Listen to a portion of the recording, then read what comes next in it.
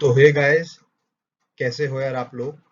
तो रात के बज रहे हैं 2 और आज हम पढ़ेंगे म्यूचुअल फंड्स के बारे में। और आज मैंने चश्मा भी लगाया हुआ है वैसे तो। चलो बट देखो, हमने पिछले क्लास में क्या पढ़ा था कि फाइनेंशियल इंटरमीडियरीज क्या होती है। तो बोले तो स्टॉक ब्रोकर, किसी भी mutual funds, in fact mutual funds नहीं, स्टॉक्स में जब हम इन्वेस्ट करते हैं तो वो स्टॉक ब्रोकर के थ्रू ही हम इन्वेस्टमेंट को कैरी करते हैं। बट धीरे धीरे हम at the end of the previous video हमने म्यूचुअल फंड्स की भी बात की थी और आज हम बात करेंगे म्यूचुअल फंड्स की। देखो, तो आज हम बात करने वाले सबसे पहले तो types of mutual funds. Basically हमारा इस वीडियो में ये गोल रहेगा कि हम टाइप्स ऑफ म्यूचुअल फंड्स के बारे में पढ़ें, प्लस हम ये समझे कि एक वर्ड है निफ्टी 50। ये क्या होता है ना। हम बहुत सुनते हैं न्यूज में कि निफ्टी गिर गई, निफ्टी नीचे हो गई, भाई निफ्टी बहुत ज्यादा बढ़ गई, निफ्टी के पॉइंट 800 हो गए, निफ्टी के पॉइंट 1000 हो गए। तो निफ्टी होती क्या है, निफ्टी 50। तो यार देखो, सबसे पहले दो टाइप्स के फंड्स होते हैं, बहुत ज्यादा इंपॉर्टेंट है। पहला होता है हमारा एक्टिव फंड्स, पहला होता है हमारा एक्टिव फंड्स और दूसरा हमारा होता है पैसिव फंड्स। एक बहुत बड़ा लोगों के दिमाग में कंफ्यूजन रहता है कि जो एक्टिव फंड्स और जो पैसिव फंड्स होते हैं वो अलग अलग बंदे कंट्रोल करते हैं। नहीं, एक्टिव फंड्स और पैसिव फंड्स, पहली बात तो ये म्यूचुअल फंड्स है और इनको फंड मैनेजर्स ही कंट्रोल करते हैं।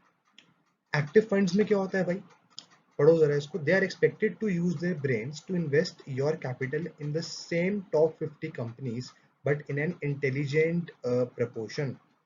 तो देखो, दोनों केसेस में टॉप 50 कंपनीज का यहाँ पे जिक्र हो रहा है।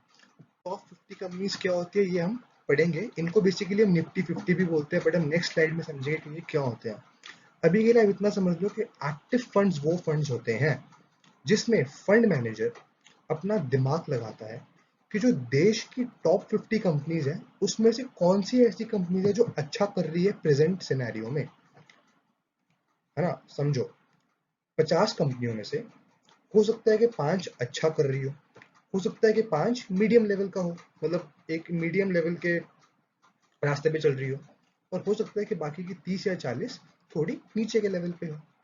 तो जो फंड मैनेजर होता है वो क्या करता है, वो अपना दिमाग लगाता है। दिमाग लगाने का मतलब क्या है कि उसने इनके बिजनेसेस को स्टडी किया हुआ है, इसका एक वो ट्रेंड पहचान लेता है, जिससे कि वो क्या करता है, जो कंपनियां अच्छा कर रही है उनमें मैक्सिमम नंबर ऑफ पैसे आपके लगा देता है। तो जैसे कि इसमें लिखा हुआ है कि they are expected to use their brains to invest your capital in the same top 50 companies but in an intelligent proportion. मतलब वो अपने दिमाग को यूज करता है और बोलता है अच्छा भाई 10 कंपनियां हैं, 10 की 10 बढ़िया कर रही है, बाकी की जो 40 है वो मीडियम लेवल पे। तो हम क्या करते हैं, हम आपके जो पैसे हैं वो 10 कंपनियों में लगा देते हैं। मान लो आपके पास 100 रुपए है। अब मान लेते हैं, हम एग्जांपल ले लेते हैं यार कि आज के टाइम पे मान लो रिलायंस और एचडीएफसी बैंक ये अच्छा कर रही है मार्केट में, बट डीएलएफ और इन्फोसिस खराब कर रही है। तो अब क्यों आएगा, जो आपके 100 रुपए होंगे वो क्या करेगा कि वो 50 रुपए डाल देगा रिलायंस में और वो 50 रुपए डाल देगा आपके एचडीएफसी बैंक में। और जो आपकी डीएलएफ है और जो आपकी दूसरी कंपनी है मुझे याद नहीं आ रही, उसमें क्या होगा कि वो पैसा नहीं डालेगा, यानी कि वो अपना दिमाग लगाएगा और कंपनियों में पैसे डालेगा। इसमें क्या होता है, इसमें हाई कमीशन वो आपसे लेता है, वो जो ये काम कर रहा है इसके वो थोड़े आपसे पैसे मांगेगा। दूसरा होता है हमारा पैसिव फंड्स। पैसिव फंड्स को हम बोलते हैं इंडेक्स फंड्स, बहुत ही पॉपुलर नाम है इसका इंडेक्स फंड्स, हालांकि ये इंडेक्स फंड्स के नाम से ही जाना जाता है। इसमें क्या होता है, इसमें भी हमारा फंड मैनेजर होता है, बट फंड मैनेजर क्या करता है, he does not have to use his brains and your capital is always invested in the top 50 companies of the nation in a definite proportion। और इसमें क्या होता है, ये आपसे लो कमीशन लेता है, प्लस इसमें बेटर रिटर्न्स होते हैं। जो ये बेटर रिटर्न्स वाली चीज़ है यार, इसमें लोग डिबेट भी करते हैं, बट हम समझेंगे कि यहाँ पे बेटर रिटर्न्स क्यों लिखा हुआ है। इसका एक प्रॉपर एक्सप्लेनेशन मैं आपको दूंगा अपकमिंग वीडियोज में। बट इनको हम बोलते हैं इंडेक्स फंड्स। और यहाँ पे भी फंड मैनेजर होता है पर वो अपना दिमाग नहीं लगाता।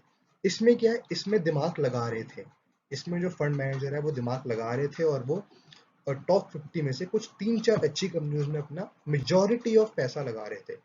बट इसमें क्या होता है कि फंड मैनेजर कोई दिमाग नहीं लगाता और जो हमारा पैसा होता है वो top 50 companies of the nation. अब आप समझ सकते हो निफ्टी का मतलब क्या है, जो मैंने कहा था ना निफ्टी, निफ्टी का मतलब क्या है भाई, इसको हम पहले थोड़ा सा रब कर देते हैं ब्लैक से। और निफ्टी, है ना, निफ्टी ये बहुत इंपॉर्टेंट है भाई।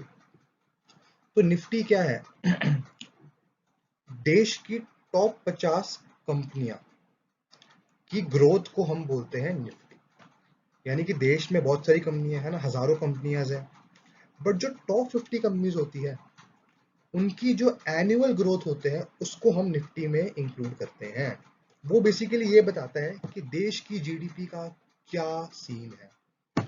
तो अब क्या होता है कि पैसिव फंड्स में क्या होता है कि फंड मैनेजर आपका जो भी टॉप 50 कंपनीज है उसमें क्या करता है कि एक डिफाइंड प्रपोर्शन में कुछ पैसे लगा देता है। जैसे कि अभी हम एग्जांपल लेंगे, मैं आपको समझा देता हूँ। जैसे मान लो कि आपके पास 100 रुपए हैं और आपने पैसिव फंड्स में अपना पैसा इन्वेस्ट किया। अब जब आपने एक्टिव फंड्स में अपना इन्वेस्ट अपना पैसा इन्वेस्ट किया था, तो फंड मैनेजर ने क्या किया था? फंड मैनेजर ने सिर्फ 2 कंपनीज में आपका मेजॉरिटी ऑफ मनी लगा दिया था। बट पैसिव फंड्स में क्या होएगा? अब हमें पता है कि भैया रिलायंस तो टॉप पे है, तो हमने पिछला वाला एग्जांपल दिया था ना, उसमें तो रिलायंस टॉप पे थी। सेकंड पे थी हमारी एचडीएफसी, और बाकी भी बहुत सारी कंपनियां आएंगी, बट जो लास्ट 2 थी हम मान के चल रहे थे वो क्या है? वो थी हमारी डीएलएफ और इन्फोसिस फॉर एग्जाम्पल। तो अब क्या होएगा? पैसिव फंड्स में आपका एक, लेट से 10 में से आपका, सॉरी, आपका जो आपके जो 100 रुपए हैं उस 100 रुपए में से आपके जो 10 रुपए हैं वो आपके लग जाएंगे रिलायंस के अंदर। फिर आपके 8 रुपए लगेंगे एचडीएफसी के अंदर, और ऐसे ऐसे करके हर कंपनी में आपका पैसा लगेगा इन अ डिफाइंड प्रपोर्शन। यानी कि जो कंपनी अच्छा कर रही है उसमें थोड़ा ज्यादा पैसा लग जाएगा, और जो मीडियम लेवल का कर रही है उसमें थोड़ा कम लगेगा, और जो अच्छा नहीं कर रही है उसमें बहुत ही कम लगेगा। बट सब सब कंपनियों में आपका पैसा लगेगा। इस केस में क्या आता है? इस केस में फंड मैनेजर अपने दिमाग से ही पैसा लगा रहा था कुछ 2 3 4 5 कंपनियों में, पर यहाँ पे हर कंपनी में आपका पैसा लग रहा है एक डिफाइंड प्रपोर्शन में। बहुत इंपॉर्टेंट है इनको समझना।